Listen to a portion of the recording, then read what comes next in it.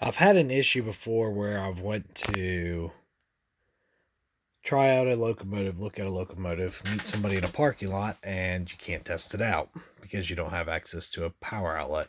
So I came up with an idea. I've got this piece of track here.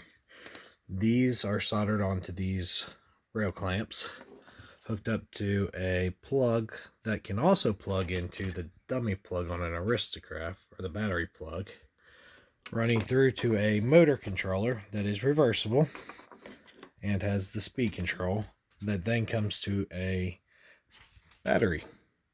This will allow me to test out locomotives when I am not at home.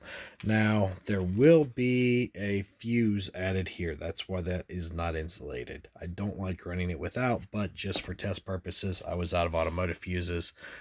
I can test it. So, what you could do, set your locomotive to track power. We are running to the track power. I can flip the switch to one direction, and I can test to make sure it runs. Now, if I want to check to make sure it runs in both directions, I can then flip the switch to run in reverse. Well, I guess that's forward. Or I can come up here.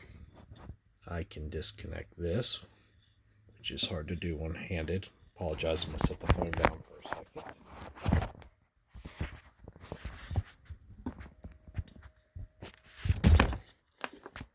I can run this plug to the Aristocrat battery plug.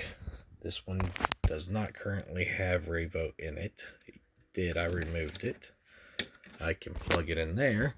I can then switch this to battery to make sure everything works properly on battery. Same thing. Just a neat little idea if you guys are ever going to test a locomotive and you want to know how it runs, but you're not going to have access to power. You can set up to run off of a battery. This is just a cheap motor controller reversible that was $7 online.